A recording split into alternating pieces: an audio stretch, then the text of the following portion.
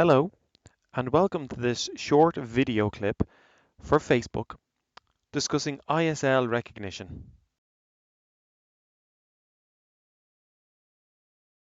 This video should answer some questions that people may have. It covers some of the information that I've done before, but I'll just go over it again and provide some basic information. At a later stage, I might do more in-depth videos, but this is just to keep people on Facebook up to date about the happenings in relation to ISL recognition.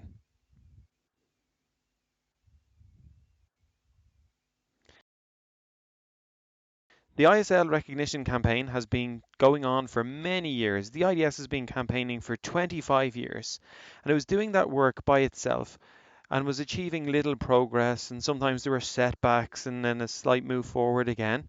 So last year, the IDS board decided that it would be better to have a cross-community group rather than leaving the IDS to carry the work itself. Of course, the IDS will remain responsible for chairing and facilitating the process, but the IDS are now represented alongside Deaf Here, the Catholic Institute for Deaf People, CIDP, Deaf Sports Ireland, DSI, the Irish Deaf Youth Association, the IDYA, the Irish Deaf Women's Group, Greenbow, the Council of Irish Sign Language Interpreters, CISLI, Bridge Interpreting, and Sign Language Interpreting Service, SLIS, alongside the Centre for Deaf Studies, the CDS from Trinity College. So different national organisations. If there are other national organisations who are interested or other organisations interested in participating, I'm sure they can come in through the other organisations that are there. It's an open process.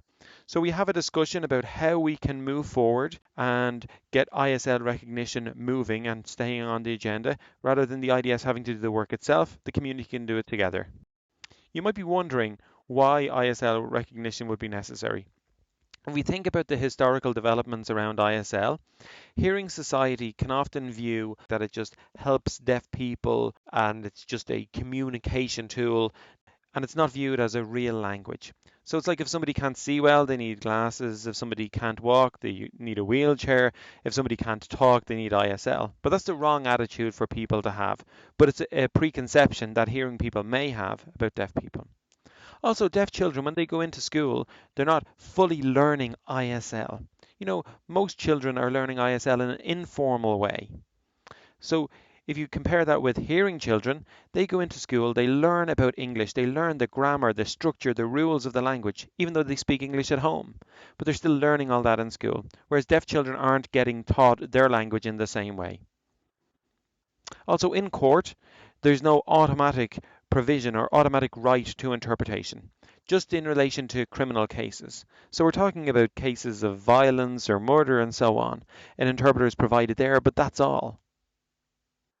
In terms of the media, on television and in film, for example, there's very little access to ISL there. We're really just talking about hands-on and the news for the deaf. That's all. Service providers in terms of social welfare or the Department of Social Protection or access to healthcare and other services funded by the state, there's no obligation on them to provide access through ISL. There's no mandatory provision of ISL, so deaf people could be communicating through writing. They might be going to a website that has lots of English text and maybe lots of translations into foreign languages, but no ISL there. International law, including EU law, calls for recognition of sign languages. But in Ireland, we haven't had that implemented. So even though there's international standards that we should be adhering to, it's not being followed here. So they're almost just being left aside. The recommendations that we should have aren't being taken up. They're just basic examples that we're covering, and we could go in greater depth into those. But it means that for us as ISL users, we're not being fully respected. In our own country, in your own country, you're not being respected. And that's why we need ISL recognition. You might agree with the points that I've raised, but you could be wondering what the benefits of ISL recognition would be.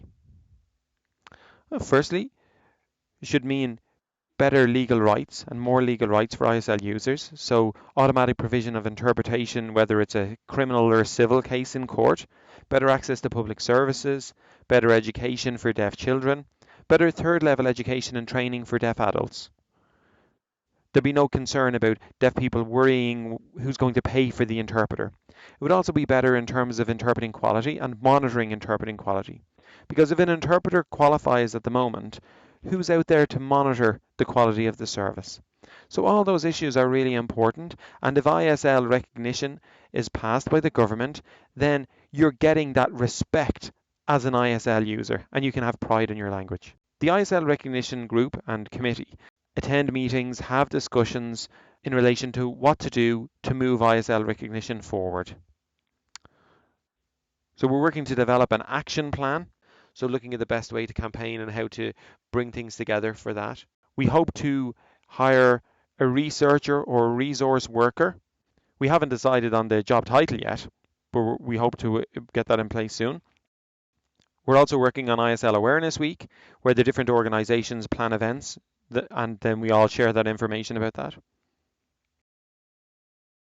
We may hold an open meeting in September to make everyone increase their awareness in relation to ISL recognition.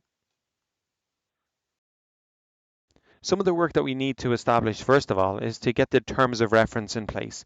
So to know what kind of structure we have, who reports to whom, what the general structure of the recognition group is. Also, in terms of the position we hope to have, the CIDP and the IDS have agreed in principle to funding that post, and we need to discuss with the other organisations how much they would be able to put in place, so we can then get a job description in place, decide the length of the contract, get a reporting structure in place so we know who that person is reporting back to and who they're working for. We hope to have that in place soon.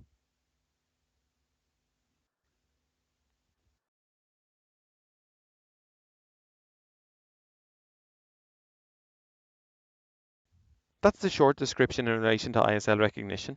And maybe you're wondering how sign language recognition stands around Europe. On the map, the areas in red, such as Italy, Switzerland and Luxembourg, have no sign language recognition. The pink areas, so Germany and Ireland, have some kind of recognition, but it's not very clear. The pale green, Spain, France, Belgium, the Czech Republic, Poland, Latvia, Iceland, have some form of legal recognition. The dark green have constitutional recognition. So we're talking about Portugal, Hungary, Finland, and Norway. So a strong recognition there.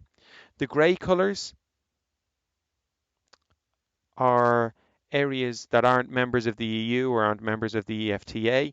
And then the light colour, kind of light pink, we're talking about Bulgaria, Romania, Slovakia, and the UK, where there's a verbal recognition. And that covers it all. So thank you. I hope that covers everything that you'll be interested in. And we can use this as an opening point and a discussion point for moving forward in the discussion group. It's important to remember we're not going to accept any personal insults or personal comments in the discussion group. We will have some rules for how we're going to work, and we'll get to those later. So thank you very much for your attention.